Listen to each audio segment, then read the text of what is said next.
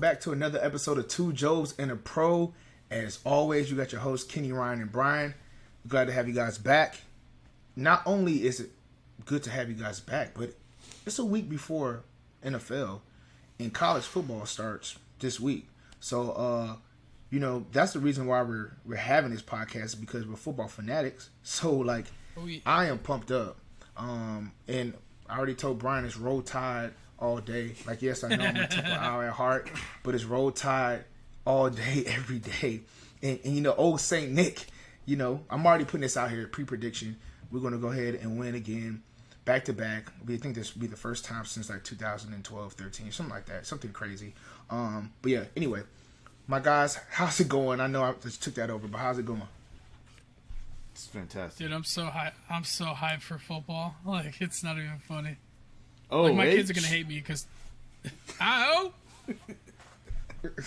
My kids are going to hate me because I'm going to have them cleaning the basement all tomorrow to get ready for next week. Because, I need it all set up perfect. I'm ready to go. Hyped. For chores, right? Not for punishment. No. He for pays straight them. chores. He pays them. 50 cents. I mean, they got wages have gone up. Wages, listen, inflation. He's giving them $1 now. Okay. Oh yeah. Big spender. Bringing the paper money out. Okay. Yeah. Anyway, I'm man. I'm gonna pay attention to college this year. That's what I'm more excited about. Usually, I don't pay attention to college. Yeah. I'm glad that you're trying to be well-rounded, because me and Brian's back get heavy sometimes. And, sometimes we need some other people to pick up the slack. You know what I mean? We don't want to have to circle the wagon all the time. This is not the Army days anymore. We don't have to circle the wagon all the time for you. You know what I mean? So we're glad that you're coming to, getting to par. There's just too many teams. I don't have time for this shit. There's so many college teams. That's the problem. But it helps you for fantasy, though, right? You're the fantasy guru. It's going to help you for fantasy because you kind of see the guys coming into, the NFL. You can see, all right, what is he capable of, right? Because people say, oh, yeah, he's this awesome guy. But if you've never seen him, right, like Trey Sermon, right? If guys might be hearing that this year, 49ers, Trey Sermon, he's a baller. But if you never watched him at Ohio State, you don't really know what he's capable of. So you can just think it's fine, fantasy hype on a player, when really he's a baller. You know what I mean? He does get injured, though, so we'll see how that goes. Everybody's saying. injured. Yeah. It's running back. I know, but some players get injured more than others. Yeah. I don't really have anything outside of, the miscellaneous, sports, the basketball and all that. I know DeAndre Jordan just got cut by the Nets, and he's going to the Lakers. And it's sad because I am a Lakers fanatic, and it's I am a little upset because I'm like, bro, we don't need everybody. Because then when we win, the people are going to be like, y'all supposed to win because y'all got everybody. Yeah. But then if we lose, then everybody's like, that's what y'all get because y'all had everybody. You know what I mean? I feel like you guys got the East and West All-Star team from 2010. Pretty much, bro. Jeez, man. All these damn veterans are like, I'll take $1 million. Thanks. I'm just going to go chase that ring. It's annoying. So annoying. I don't... It's either LeBron's very persuasive or these dudes really care that if they don't get a ring that their legacy is ruined. But they've already made their money. Think that's the case. Yeah, but it's like Charles Barkley. I don't think his legacy is necessarily ruined. We know he didn't win a chip, but he's still a great player. You know what I mean? So yeah. But yeah. Other than that, I know the U.S. Open is going on. I do watch tennis. I don't know if y'all watch. I do watch tennis. U.S. Open is going on. And then the golf is heating up a little bit with the FedEx Cup. The points are close. I used to watch female tennis when I was adolescent. That's all I'm going to say. Cut it out, man. Oh, my gosh. Who was your favorite? I think there was who was your favorite, by the way? I think there was it Sharapova? I think that. Of course. I mean, I'm not gonna lie. When course. Serena was younger, with the beads, when she was younger, I don't know. When she was in her late 20s, that was I'm about to say, don't Serena. say, because if you say the beads, I was about to have to kick you off. She was super young then. That's crazy. Anyway, let's get back to the top. I would have been younger. So yeah, that's right. That's true. You're right. That's right. Gosh, That's true. Calm down. Anyway, before we get into the professional football, let me touch on college football a little bit. We got some big games coming up. We had Ohio State play against Minnesota, which was a nail biter at first. Ohio State pulled it back through. Shout out to Coach Day with a great game plan in the second half. CJ Stroud looks good. Of course, they got those beast receivers, and they got a running back. I was surprised Teague wasn't a starter. They had a running back, Williams, he was eating. He's a big boy now. He got out of there and won a 72-yard run for a touchdown. But anyway, Ohio State won. UNC just lost to Virginia Tech. So much for saying how Sam Howell being like that guy, because he didn't look like the guy at all. No. Garbo. And then I mean, I will say playing in Virginia Tech is it's a rough crowd, Yeah. but yeah, always it's been like that. And then You know, one of this the week, weirdest things about that game was, though, one of the things I noticed is the offensive line was trash. Like, he was getting pressured pretty regularly, and if I remember correctly, their offensive line is all returning from last year. So they had consistency on the offensive line, but they were giving up a lot of pressure. Like, he had people in his face constantly. yeah, but Va Tech issue has never been the defense. It's always been offense. Like, they are known to have great players on defense, whether it's the defensive line, linebackers, or DBs. But I just think it's just complacency, right? When you get all this hype coming out, guys being able to make all the money they want to out of college now, and everybody's like, "Oh, you guys are all world, all this," and you're playing in the ACC. No offense to them, but it's like you just think you're kind of invincible, right? I have to watch out for Clemson, maybe Florida State or Miami, and then everybody else is kind of like a skate. But yeah. Alabama plays this week. As you guys already know, Clemson plays against Georgia, which is going to roll tide. Clemson plays against Georgia, which is going to be a great game, by the way. You got Oklahoma is going to play against Tulane. They're going to blow them out, but it's good to see Spencer Rattler. He's supposed to be the Heisman front runner right now. Everybody thinks Oklahoma is going to win it, which I disagree, but hey, to each his own. Then we have Notre Dame playing Florida State on Monday. And then the game I'm looking forward, I want you guys to put on your radar just in case, Ryan, especially for you if you're watching, is UCLA versus LSU. UCLA showed that they can run the ball last week, and I think that'd be a pretty interesting game playing at UCLA. It's a late game as well. But yeah, I know I just spit a lot of information out, but yeah, that's all I got for miscellaneous in college football. all right. Is that Chip Kelly? Is that Chip Kelly, UCLA? Yeah. Chip.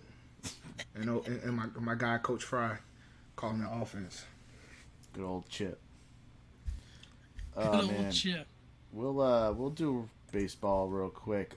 Developing the Dodgers finally overtook the Giants. Well, technically they're tied, but the tiebreaker goes to the Dodgers.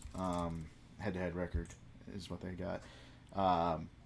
The Dodgers were by far the favorite before the season even started. So the fact that it took them until the final month to actually catch up is kind of sad in my opinion. But I mean, hey, if they get hot, if they stay hot right now, it's the perfect time to be hot because you lead right into the playoffs. The NL has an interesting wild card battle going on. You got the Reds and Padres a half game apart, but don't sleep on the Phillies. They've won 6 games in a row. Roster-wise, on paper, they have a loaded team, especially offensively. So I could see them getting into that race. They're only 3 games out right now, I think. So they're within reach. So a lot can happen. They have about 20 games left. So yeah, they could definitely got a lot of bets. Yeah. And then the AL real quick. It's going to be the Rays. They're going to take the AL East. The Yankees and Red Sox are not going to catch them. No way. The Astros are definitely going to take the West, and the White Sox look like the favorites in the Central. The White Sox? Yeah, man. Yeah. Yeah, the closest team to them right now is Cleveland. Yeah, it's rough. 9.5 games, too. The Central is locked up. The White Sox are taking it. What is the White Sox record? 78-56. I thought they were stinking up in the beginning of the year. They were. They should have had a better record than they do. But hey, they like the Dodgers. they fought back and they're back. They took Yeah. I mean, they took that division about a month ago. But and then the wild card, sad as it is, I mean, the Red Sox and the Yankees will be the wild card. You can put that down on paper right now. I'm telling you. The Red Sox suck though, still. But they get to play the Orioles 6 more times out of their next 20 games.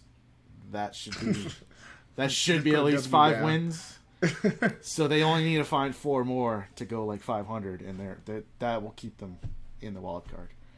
And then they'll probably lose the 1 game playing to the Yankees. So that's baseball. I thought you were gonna go to host segment without giving the Red Sox any time, but boy was I wrong. Well, but I was betting on it. I mean, they don't deserve it.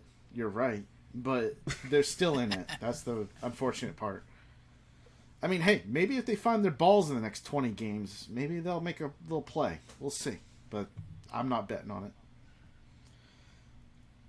They got the what's that glue on it? They got the glue on it. The stick on spider tack. The spider tack on it, so they can't get it out. Well, speaking of that, Garrett Richards is one of their worst pitchers because of the spider tack issue, and he was like crying about it. The fact that it got taken away from him. They took him out of the starting rotation. He's now in the bullpen, and in the last month or so, he's got less than a 1 ERA. So if I was the umpires, I might be looking at Garrett Richards. He might have found himself a little sticky something. You know what I'm saying? He might have found himself some tech spider. Yeah. I saw he changed it up. Garrett Cole's been playing well too. What's that? Garrett Cole. I saw that he was playing well lately. Yeah, he relearned how to pitch because he can't use the sticky stuff. Type. So I mean, he had to learn how to like actually throw strikes and not just have a curveball that drops 12 feet. You know. I got it. All right. Oh, and Trevor Bauer. Okay. Sorry, Trevor Bauer, real quick. You know, the little sexual abuser guy, domestic violence, whatever you want to call him. Yeah, there's speculation. There's speculation that he probably is never going to play in the MLB again. So I think things are getting pretty serious in that. What? Yeah. Why? I'm not saying that it's not serious, but I'm just saying ever again. Yeah. If, even if he's not found guilty. I read a report. I forget who put it out, but they're speculating that he's played his last baseball game. Jeez. So we'll see what happens there. I don't know. And he was like one of the best pitchers in the league. So that's pretty rough. Like AP even whooped his kid and was still able to play a couple more seasons. Yeah, but that's not as bad. You comparing that to, come on. Yeah, like okay. I mean, well, Ray Rice was done after his.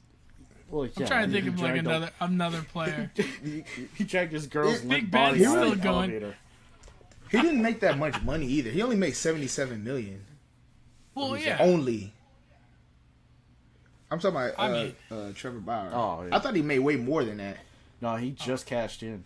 He's just yeah. But I'm sure that sucks for him. If he doesn't return next year, I don't think he gets that contract.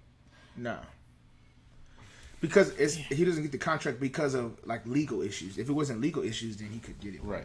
Because for the most part, all contracts are fully guaranteed in baseball. Yep. So. There we go.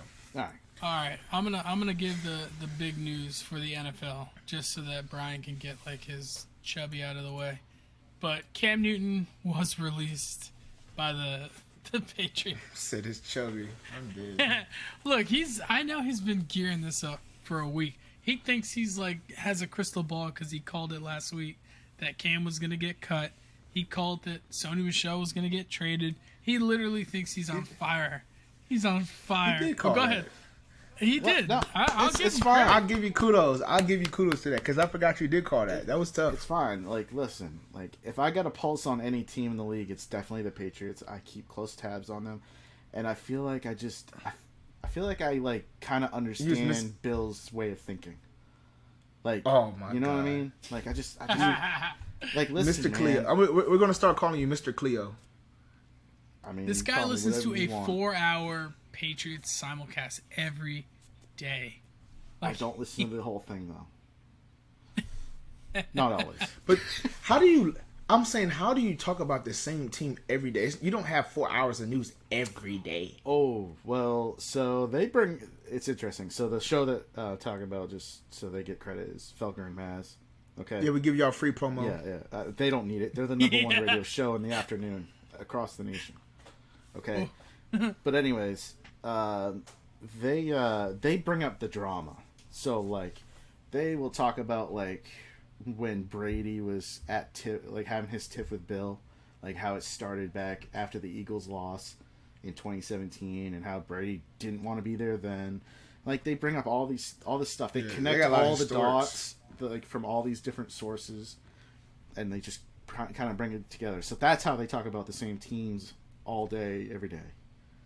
So that's tough. Yeah. It's like what do they do during the off season? Off season, I mean, dry, they're right? really. What's the off season? I mean, for football, because they do all the Boston sports. Oh, okay. Oh, they do all. See, I didn't know that. Yes. I thought you were just saying only Patriots. No. I was like, dang, that's. But all the Boston sports, that makes sense though. Yes. Okay. Yeah, but So they they don't got really talk plans. about Cavs soccer. here. So All right, and then But anyways- for other cuts, you got more?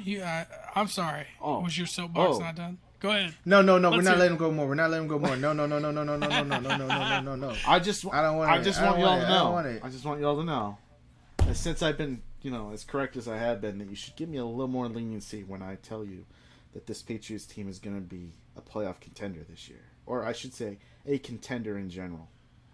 Okay, Give somebody an inch, they take them out. Godly. just let me know. I don't think that they're going to be bad. I just don't think that they're going to be a 13-win team with the upper echelon teams in the league. Okay, He's still a rookie quarterback that has only played against like third and fourth string players. Period. And he threw one touchdown in the preseason. Like, okay. the best from a fantasy standpoint, the best news, that the best part of this whole thing is that Damian Harris is not going to get vultured touchdowns at the goal line by Cam Newton. That's it. Right. And then the receivers will do helps you, well, right? and I Jacoby mean- Myers will still be a beast. Mac Jones is going to have 3 times as many touchdowns as Cam did last year. I Passing. still got him 7-10. 7-10 now. Okay. I think I'm leaning more towards 9 wins. I think that's where I'm at. Oh, so you both are. I had him 7-10 before the Cam Newton stuff. So now the Cam Newton, I can see 9. That's as far as I'm going. Is 9, 9-8. I can see that. That's as far as I'm going. All right, I'm glad it's It's on tape. it's still a learning curve, bro. From a locker room standpoint, I like the fact that Bill was like aware enough to be like, I got to get Cam out of here because I'm going to have a split locker room if Cam stays here. Yeah, no distractions. well, Bill doesn't play no that distraction stuff. I mean, people don't know this, but like Bill did the same thing when Brady got injured in 08. Matt Castle was there. He actually flew in 2 quarterbacks. Chris Sims was one of them. Chris Sims just talked about this on like a show he was doing a few days ago, and Chris Sims and I think it was Tim Rattay. But anyways, they flew them in. They were waiting at the Patriots complex to be like seen and like to try like do their physical and all that stuff. And Chris Sims said he was waiting forever. And then finally somebody came into the room and said, "We're sorry about this, but we're not going to do this at this time." So Bill made up his mind. He didn't want any quarterback to be looming over Matt Castle. He wanted Matt Castle to know that it was his job. So because he did that in 08, I kind of had a feeling that it was either going to be Cam was starting or Cam was cut. And the way Mac Jones outplayed him in the preseason, that's why I made the call I did. I felt like Cam is going to get cut. That was my lotto reason. numbers for tomorrow. What's the lotto numbers? All right, we'll get off the Patriots soapbox, even though I'm sure we'll somehow find our way back into it. We will. go down the always. list. If you don't bring up something, I'm going to bring it up. So go ahead. Okay. All right, I'll go through some more releases this week. Des Fitzpatrick for the Titans wide receiver got released. Big names from last year, Travis Fulgham from the Eagles got released. He had a stretch of good games last year, which is pretty funny in Dynasty. What are you talking about right now? I know. You said a big name. You said big names. Well, you said two I'm guys. getting- You're like, who the hell is that? Hold up, relax. I'm getting there. John Brown got okay. cut after getting signed by the Raiders, so that was pretty funny.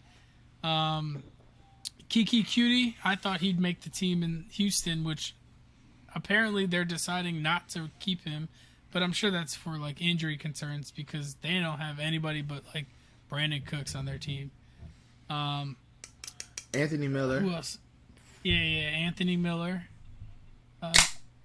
They got Anthony Miller and what's his nuts and Cook, right? Who else got Yeah, cut? Anthony Miller, Cook, that's That it. was big. Oh, I didn't Matt hear a big name Skura, yet. the center. Matt Skura, the center from last year.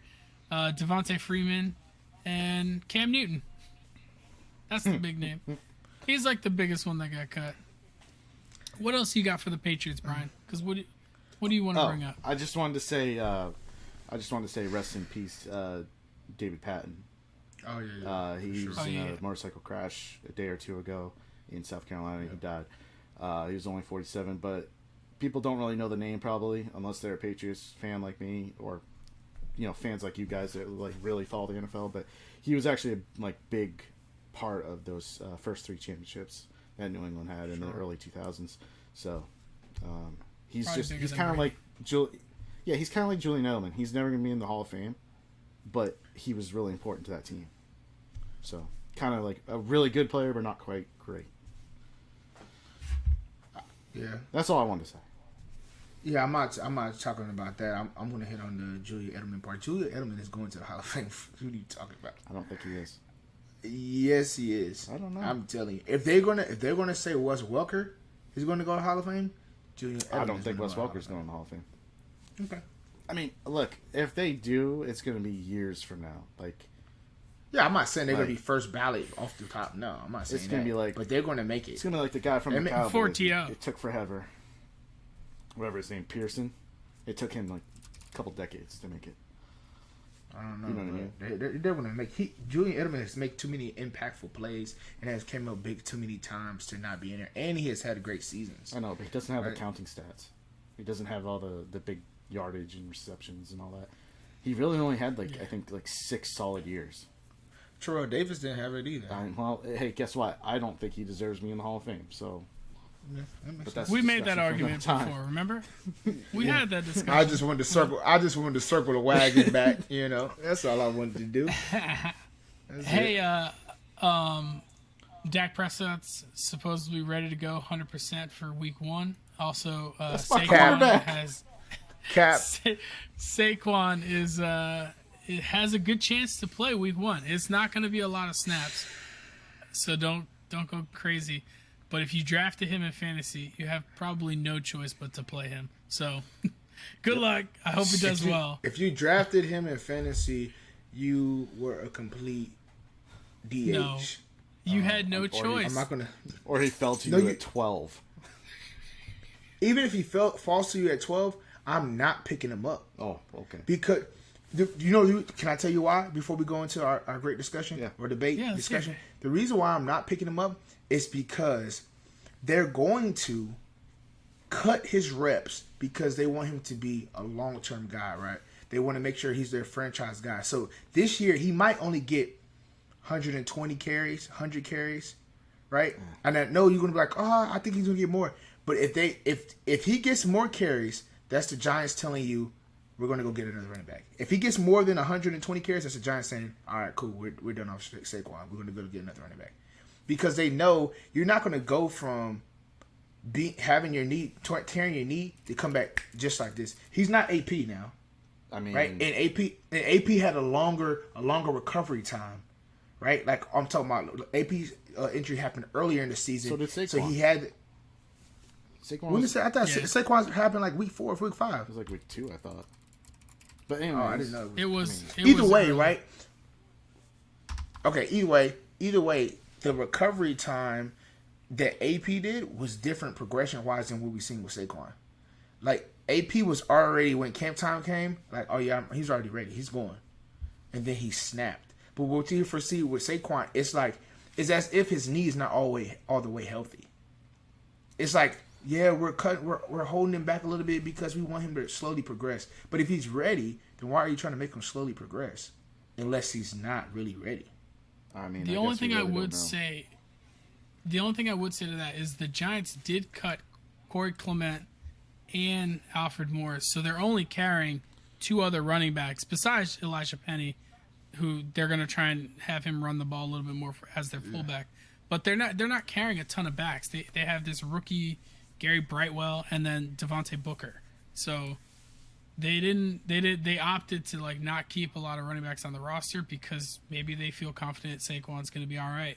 But I agree with you. They're going to split carries with Devontae Booker.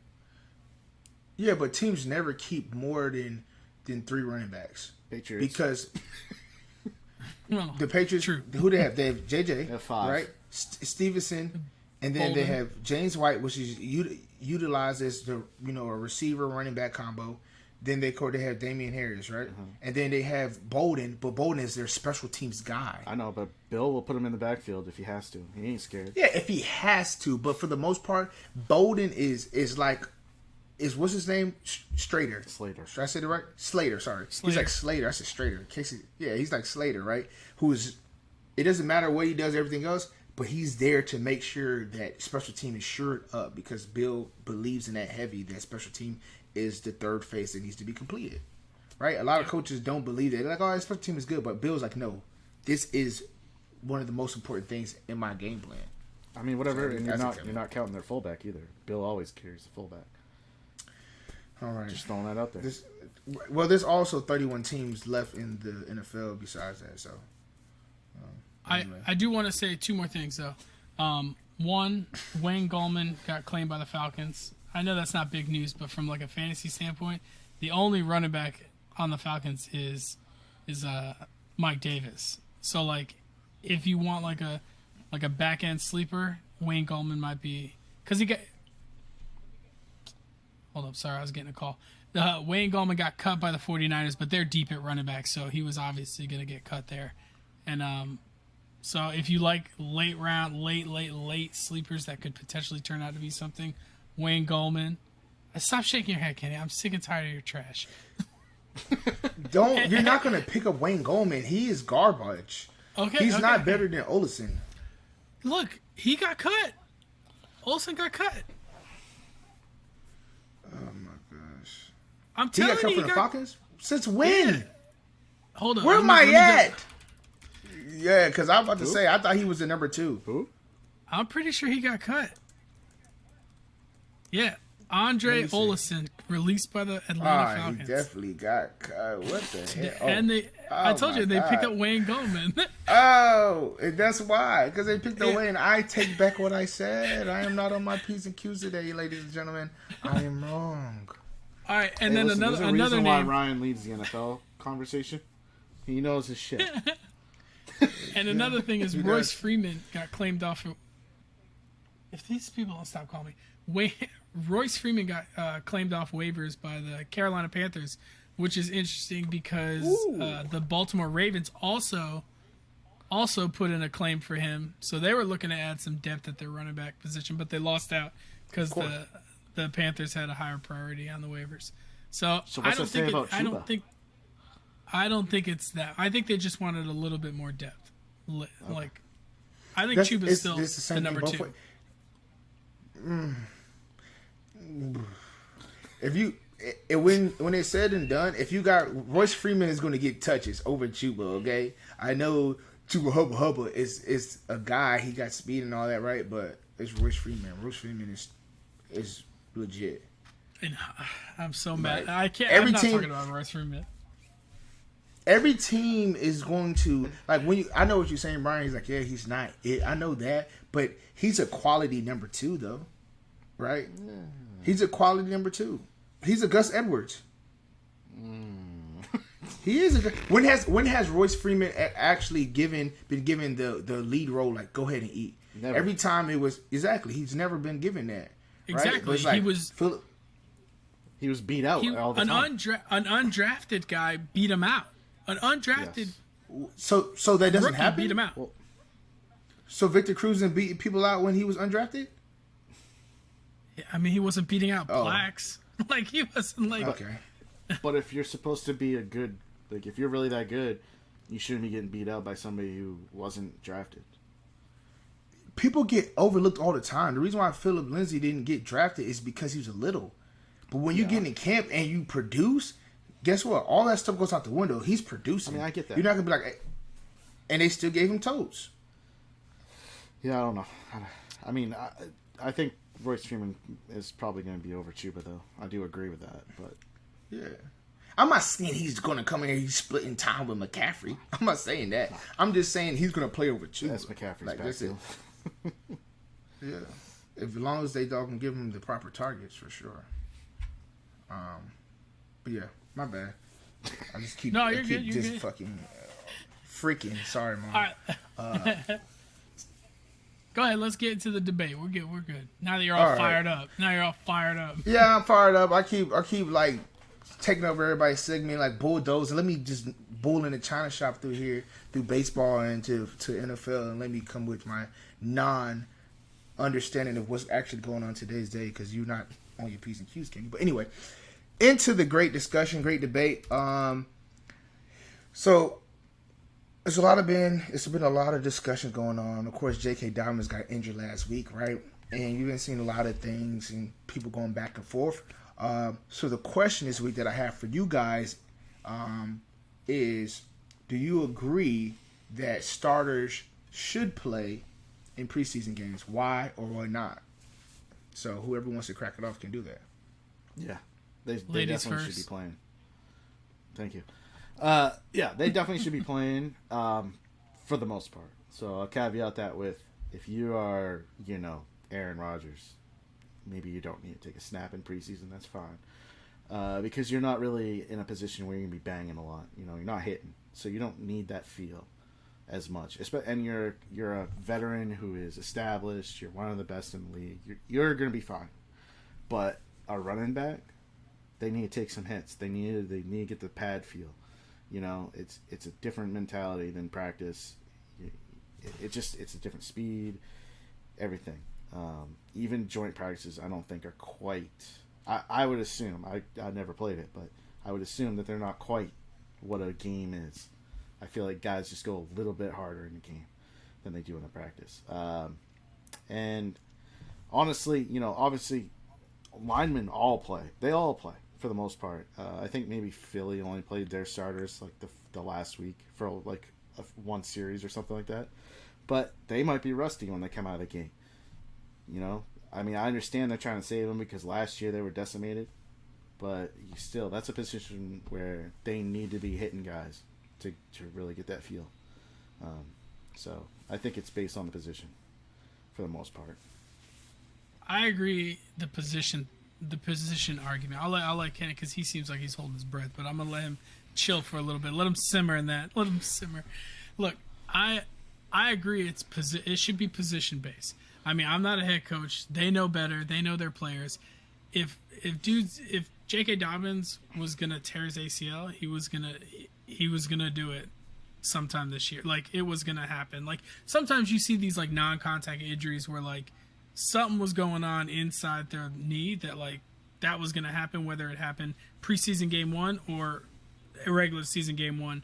So from like that stance, like, maybe just don't play them till the regular season. But like, there are some players that like want to get out there and need to get hit.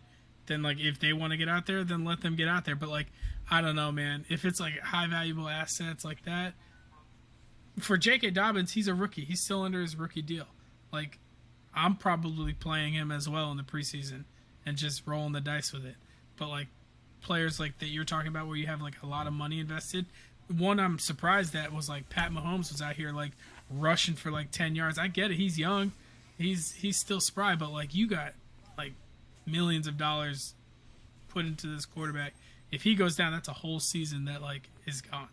So in the blink of an eye, I probably err on the side of like, they probably shouldn't play in a lot of the games, but some players need to be playing, especially like those younger dudes. All right, Kenny, go ahead. Get lit. Oh, okay. So my right. So like, if I'm just gonna say I don't agree. I don't think they should play. Right. Only reason why I say I don't think they should play is because you have an extra week, right? You have a longer season. No matter what, if you play the preseason or not, guys are going to be rusty because a lot of guys do not take the preseason seriously, right? Yep. Even though it's a game, right? They don't take it seriously. Now, in the trenches, I do agree with you, Brian. Those O-linemen have to take it seriously because they're going to get exposed. But a lot of times on the outside, if you have starters and guys that's playing, you don't see them with the extra burst, that extra like oomph when they're making cuts and all that. They catch the ball, get out of bounds. Catch the ball, get out, but just do enough to get the time to run through, right? So with that being said, why even waste, reps or, knock off your shelf life, taking all these hits when you're not even being for real, right? Because guys are out there like, oh yeah, I'm chilling. Especially when guys that know their position are solid, they're like, oh, I'm out there having it up, right? They're just out there having fun in a sense, right? And it doesn't mean anything. So then not only you have that, but you're taking away reps from guys, especially now you only have 3 preseason games, not 4 anymore. So you're taking the reps away from guys that are trying to make the 53-man roster. But if you're sitting there giving reps to guys who really are secured and you know you're going to keep on your team anyway, then why don't you just give that exposure to the 53-man roster so they can actually have the honest, assessment of seeing how much they can do?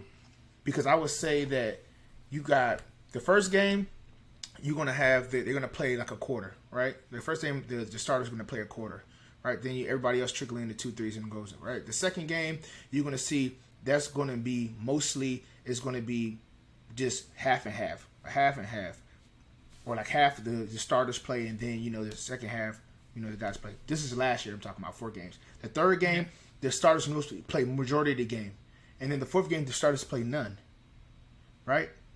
But even the only time that I saw the guys were actually being for real was the third game. Because they're like, dang, my body has to last 3 quarters. So I can't BS a quarter, right? Because you can BS a quarter, a couple of series, get out.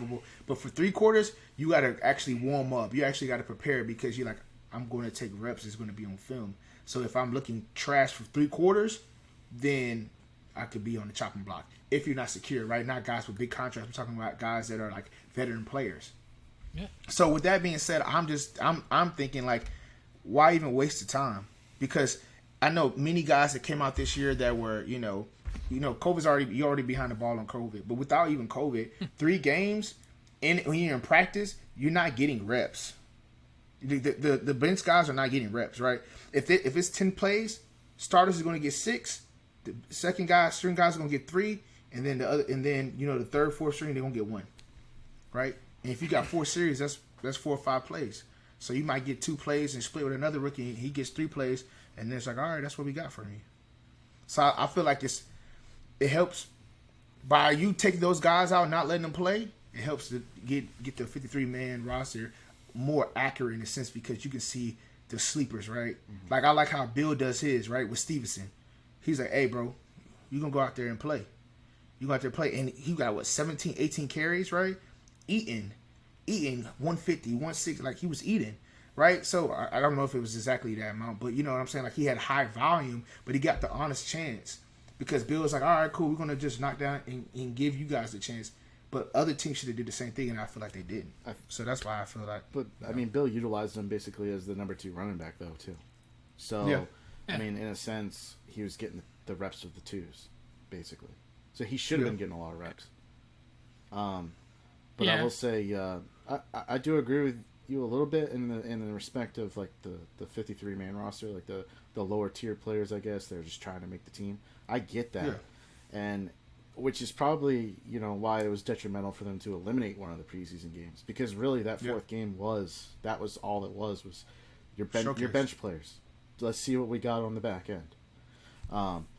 So maybe they need to rethink that and bring it back for that purpose. Yeah. Because you do need to find a healthy balance because these guys do need the reps, even the first stringers. Because I think that the less that you play in the preseason or the less that you take it seriously, I think you start your season like sloppy. Like I just feel like certain things, the timing's not quite right. You're not used to that physicality quite enough to last the whole game, so you're having to be spelled out of the game more often than maybe you should be as you progress in the season. I just feel like you see a lot of sloppy games in the NFL in the first couple of weeks, and it's probably due to either the guys aren't getting enough reps or the guys aren't taking them seriously. Yeah, so that's what I'm saying though. Like, to that point, they're not taking them seriously. So why even do it in the first place? Like we saw last year with COVID, no preseason, and they went straight into the games. Who looked good? The guys that actually prepare, right? So the Chiefs, when they play the Ravens, the Chiefs look good. They're like, okay, the Chiefs look good. The Ravens look like complete trash. Why is that? Practice plan, right? Practice plan where you guys actually hitting, where you guys actually taking serious reps, or were you saying, oh, you guys are veteran players, y'all can chill out? Because in that case, then that makes sense, right? But if the guys, everything's already scaled back so much that it's like you guys are not going to actually get honest contact until the game, till the season start, because you're not going to unleash the beast on your teammates, right? And when you're playing in a preseason game, you're not unleashing the beast. So it's kind of like, I understand what you're saying, but it's kind of like water on the bridge, because you're not really full display 100% until week 1. Because then you're like, I'm going against the enemy in that sense. Like, I'm going against them. We're trying to get this win. I'm putting it all out there. But in the preseason, you're like, it don't matter, right? Like, you can beat the Ravens and be like, I want to be undefeated. But it don't matter, like, when it's said and done. It doesn't matter. It's money. But that's it. I think some teams, like you said, do perform better in preseason, and they take it more seriously, like Patriots, like the Chiefs. And what do they have in common? They have old-style coaches, old-fashioned. They are from the era where preseason was taken seriously. Like, you had to play for your spot at all times. And that's the way that I know Bill Belichick coaches that way. I'm sure Andy Reid does the same thing. You know, I can't believe you didn't bring up the Ravens. Well, they haven't lost a preseason game in the last 20 games. They're like, I don't care. I just said that though. I said, like, you be like the Ravens and having to lose a preseason game. I don't care about what wins. does it count for? The wins and losses don't matter. It's do you go out there and you try? Like, one guy that flashed for me in preseason for the Patriots. I know I'm bringing up the Patriots, but Michael Jackson. Matthew Judon. He's for sure a starter. He didn't have to go out there and do that. But, dude, he looked like a friggin' beast out there. Like, he was just all over the field. And I bet you that gave Bill so much satisfaction to see a veteran guy going out there and giving it, maybe not all, but just about all. And it looked like he's a gamer, though. Yeah, like he's probably psychotic mentally. Like, he probably is just like 110% all the time. I guarantee he's on the sideline. When he goes, he's yelling, let's go, let's go. He's geek like that. Like, some guys, that's the only way they know. Like, they only know 0 to 100. Right. They don't have a turn on. But a vast majority of the guys are like, I can chill. But the great ones, like you're saying, like, because Matthew Judon, in my opinion, is a great, DN, outside linebacker, whatever you want to consider him. He's one of the greats in the game right now. Yeah. And they don't turn it on. They just, boom. Aaron Donald, don't just turn it. You getting 100 or you getting nothing. Exactly. You know what I mean? And I feel like those guys, they don't have the rust in the beginning of the season. But a guy like, I don't know. I'm just going to throw his name out there because I feel like he's like this. But like Odell. He might be a little rusty to start. No. Because he's just taking preseason easy. He's not going to be rusty. If anybody, because his off, like, it's a lot of guys that off-season routine is strenuous, and he's not going to be rusty. I don't know. He gives. I understand what he gives off the impression that it would be like that, right? Because like people are like, he's a prima donna. I get it, but he ain't going to be rusty. But I know what you're saying, though. Yeah. Those guys, like, being an Odell fan, I've always been an Odell fan, even though I hated the off the field shit. But that was just because he's under a massive microscope. Being in New York. But like, I follow him on Instagram. I used to see his stuff all the time. Like, he was always working out. Like, his training regimen was like ridiculous.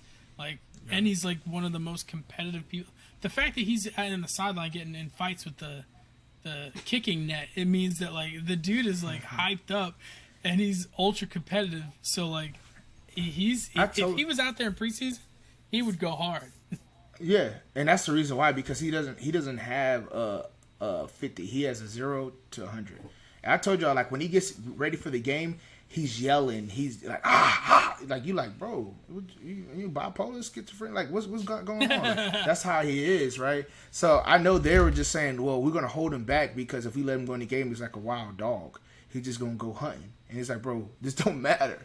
But he loves to win. But that's besides the point. But that's my spill on there. I know I beat the dead horse, but yeah. Nah, it's good. All right. Yeah. Hey, so we done with that segment? I'm not sure. Yeah. So I think it was kind of like a, hey, you feel how you feel, I feel how I feel, which is cool, right? So everybody getting to, the football season where we have Ryan Fantasies coming up. He's gonna provide you with, all the fantasy details what you need for the season, right? Caveat, me and Brian add a little sleepers here and there, and then at the end we're gonna BK bets with me and Brian, and Ryan probably throw a couple sleepers as well in that category to help you bring some money in you guys' pocket. So Ryan's gonna make sure you win a fantasy championship, and then me and Brian are gonna make sure you get your steak dinners on a either a weekly or every other week basis. So Ryan, you can go ahead and kick off Ryan Fantasies. Hey, so for Ryan's Fantasy, episode. I won't say much. I won't say much this week. I am looking at some quarterback sleep. So my big thing is going to be the daily fantasy. I want to make sure that I'm providing some sleeper people that's going to be low cost volume players that you can play that are going to probably produce a lot of money or a lot of points for fantasy that week. And then also some free agency pickups, people that you can, some tips and tricks on how to get ahead of the opponents. I do want to have one conversation. Who is a late round redraft fantasy player that you've been drafting at the end of every draft this year? I don't know. I know Brian's right off the bat, but I'll let him go ahead and get into it. But my big are two. I have two players that at the end of the draft, if they're there at pick 16, 17, I'm trying to pick up these players. One of them I get a little bit early if I'm in a draft with Brian because I think Jacoby Myers is going to be a dog this year, especially in a PPR. But if I'm in a league with Brian, I'm picking him at the round 12, round 13 because I know Brian's staring him down and loving it. The other one is Russell Gage. I think he played well last year with the absence, with injuries and stuff like that. But he is the number 2, and he has a rapport with Matt Ryan. So I think he's another player that could, yeah, he's definitely getting overlooked. Make some room. Yeah. Oh, 100%. Yeah, I would say I like Russell Gage too. In our league, I drafted Russell Gage just because I think he'll be. I know they're going to say Kyle Pitts is the number 2, but I think he'll be a solid number 2 that gets actual targets because they'll throw the ball around a lot. But I also like Rondale Moore from Arizona. I know he's a rookie, but I know that scheme in Arizona kind of fits him, right? Plug and Chuck, put a lot of pieces everywhere. I feel that's kind of the thought process at Texas Tech. They had a couple running backs that they didn't run the ball, but they put everywhere around at slot position, running jet sweeps, different things like that. And I think that's where Rondale Moore comes in for this year. And then I'm a J.D. McKissick fan, and I know that probably sounds weird, but J.D. McKissick gets a lot of hate on him, as he's just trash. But he catches the ball a lot of the backfield. If you let him produce, he can produce. And Antonio Gibson, I don't know if he can stay completely healthy. So that's a kind of a sleeper in my opinion. But go ahead, Brian. The Redskins, the Washington football team released Peyton Barber. So they're getting rid of some of the backfield. So I think J.D. McKissick's a solid pick, especially if you're in PPR. J.D. McKissick is similar to a James White type player. He's not going to give you a ton of upside, but he's going to give you that he's going to get at least 10 points a game. So if you're looking for something like that for a fill-in, J.D. McKissick's the man. All right, Brian, let's hear it. All right. I haven't necessarily been drafting this guy, but I like him. I'm not going to overdraft him, but I try to snag him at the end of the draft if I need a receiver, and that's Bryan Edwards. I think with the departure of John Brown and Nelson Aguilar's gone out of there, somebody's got to fill that role, and I feel like he's going to be a nice big target. He complements Ruggs. Ruggs is that small, shifty guy, whereas Edwards is going to be that taller receiver. He's going to be possession type guy. So I don't know. I know the hype was big on him last year. Ryan and I were talking about this. Deja vu. And he started off the first game. I think he got like 8 or 9 targets the first game, and then he did poorly. He didn't catch them, and he just fell off the map after that. But there was more receivers there that last year. So I feel like he's looked good this year in the preseason. At least that's all reports coming out, is like they really like him this year. I feel like he's going to get a large target share if he can catch the ball. So yeah. I think with the offense that the Raiders run complements him very well. Him being a possession receiver, and I think it helps out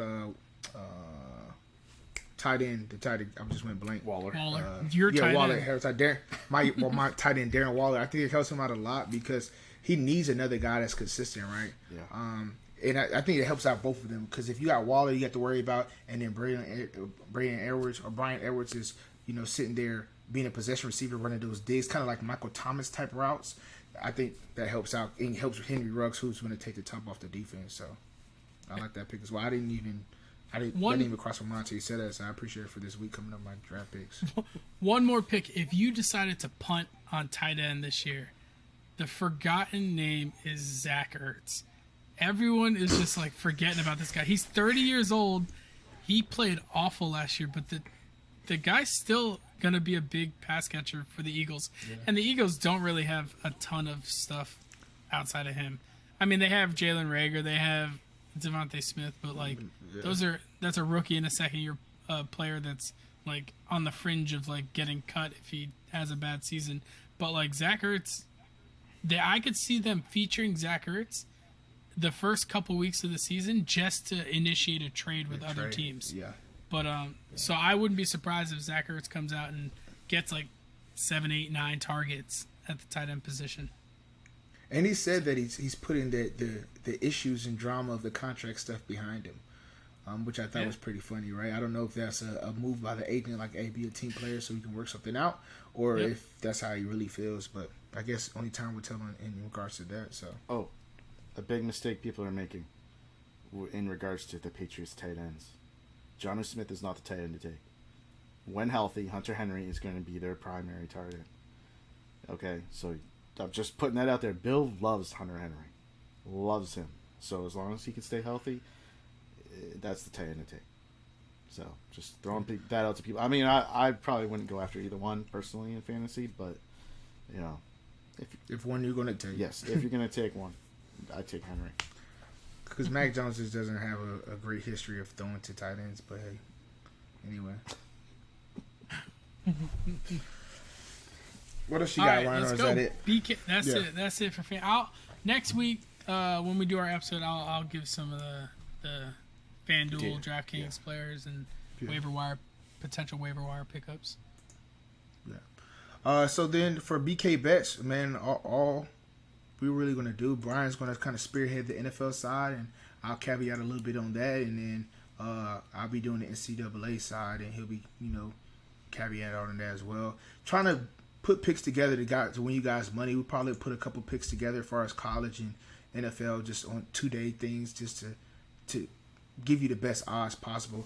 I know for this week coming up, Brian, I think he has a couple teams that he likes. I got a couple teams that I like as far as 3-team parlay.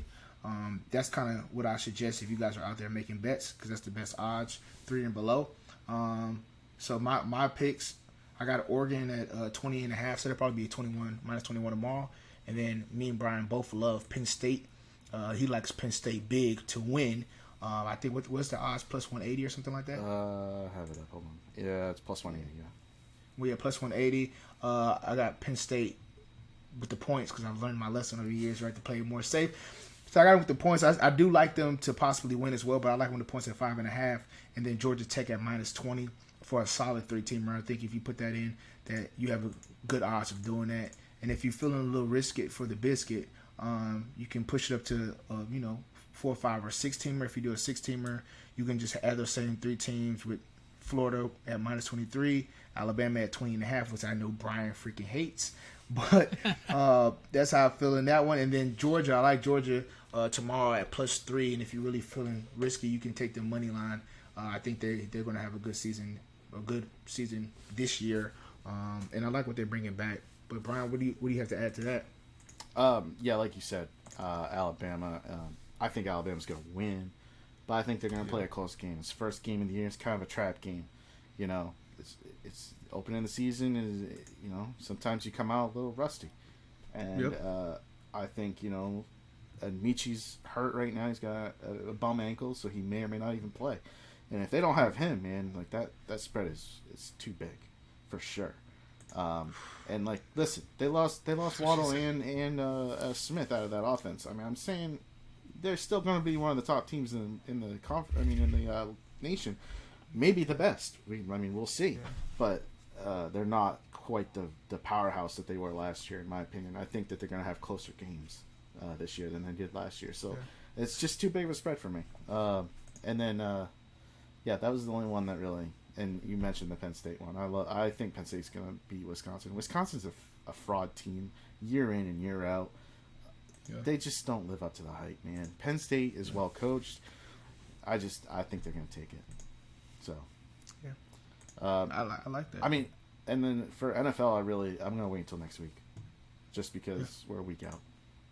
Yeah, of course. That's fine in that. In NFL, I know you'll kill it the game on that as well. But yeah, that does it for BK Bets as far as going for this week 1 of college football. And then next week, you know, we'll jam-pack you guys with a lot of information, a lot of good things. And all we care about is when you guys make money or, win your fantasy leagues, just shout us out. Say, man, I appreciate you guys, coming up in clutch for the free ski. Okay? Hashtag the free ski. That's where we're going to start putting on the doggone Instagram. But guys, you got anything else before I close this out? Nope. I'm good. Chilling. Well, man, like always, follow us on Instagram. It's going to be a lot more things we're going to start uploading for you guys just to, be more interactive with the people. Like, comment, let us know what you like, what you don't like. Subscribe on YouTube as well. Do the same thing, comment, like what you don't like. And we'll see you guys next week. Enjoy college this week. Prepare for everybody. Got your fantasy drafts that's coming up. That's doing it a little later. Make sure you make smart picks. Don't rush anything. And, we'll see you guys next week. And like always, go Owls, but it's definitely Roll Tide. Have a good night.